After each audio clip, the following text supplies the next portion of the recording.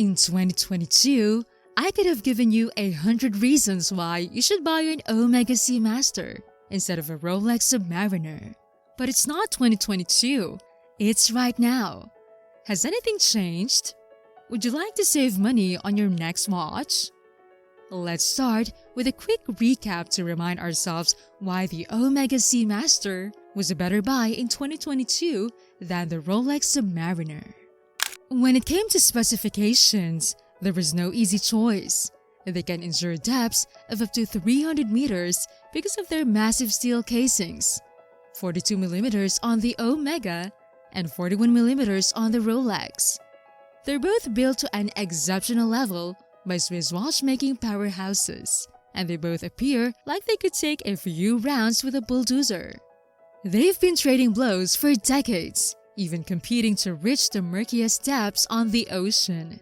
And the extreme dive watch flagships on the ultra-deep and profound sea challenge continue the tradition. Then, 7 kilometers below the surface, they punch each other in the face. It's hard to think that Rolex was once the young pretender, the scrappy component taking on the colossal Omega. Yet, that's exactly what happened.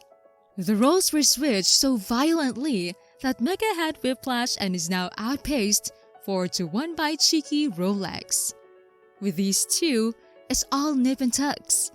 The coaxial escapement hollow friction mechanism, pioneered by the greatest genius in contemporary watchmaking, and anti-magnetism are all included in Omega's caliber 8800. Because you can see the item through the rear, you don't have to take Omega's word for it as you do with the Rolex. Rolex caliber 3235 cannot be seen, yet its 2 seconds per day accuracy and 70-hour power reserve outperform the Omega's 5-second and 55-hour power reserve.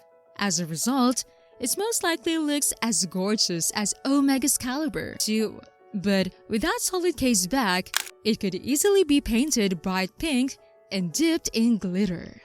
It's easier to split the atom than it is to divide these two apart, so you have to play dirty to decide. So I believe this is one of those occasions where Omega's low blow will be instantly followed by a scream. Well, Rolex started it. You can imagine that both are eventually as awful as each other. You may believe the Rolex is the best thing since warm slippers. But it doesn't matter since if you try to buy one, you'll be disappointed. You've had a greater chance of discovering a needle in a needle stack during the St. Needle's Day parade on the Island of Wight because the Submariner has been discontinued forever and ever.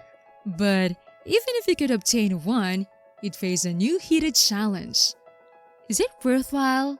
The entry without dates, that Mariner now costs a cool £7,700. Add the date, and the price jumps to £8,650.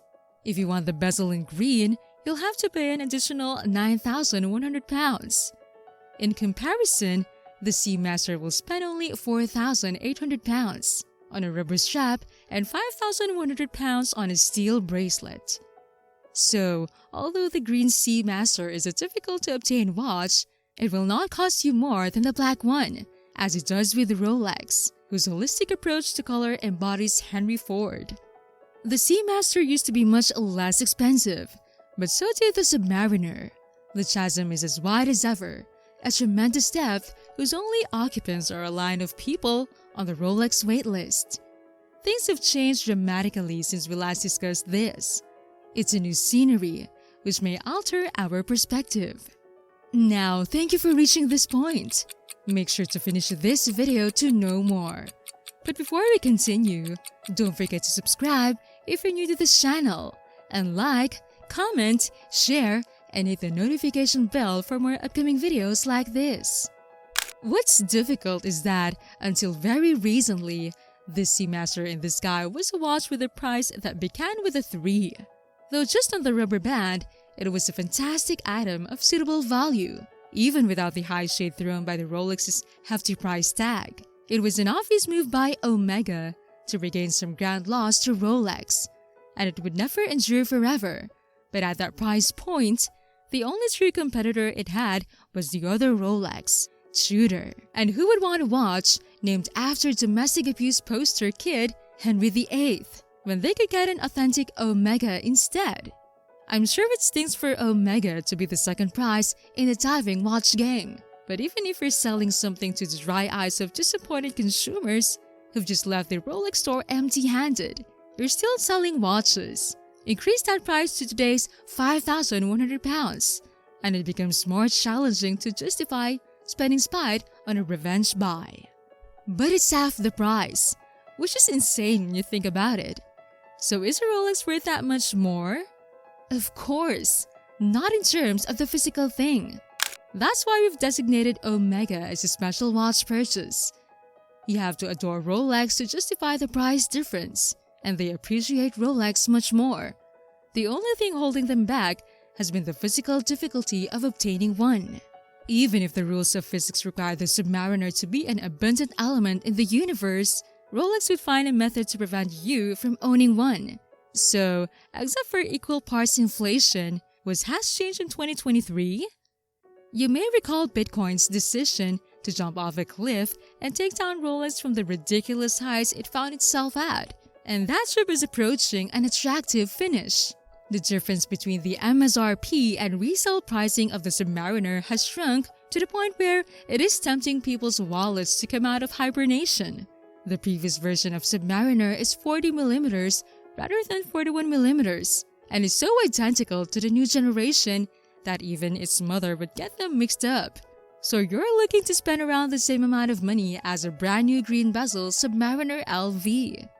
You've had to be enticed by the potential at RRP, and if it's the watch you've got to have, the Seamaster could cook you supper and massage your feet, and you still give it the cold shoulder. Is the Omega Master still better in 2023 than the Rolex Submariner? It's still significantly less expensive and, in terms of specs, on par with the Submariner. So yes, absolutely. Not to mention that the investment benefits of purchasing a Submariner at RRP have been significantly decreased. So it's different that you'd be hoping for the call and then selling the Submariner to get 7 Omega Seamaster.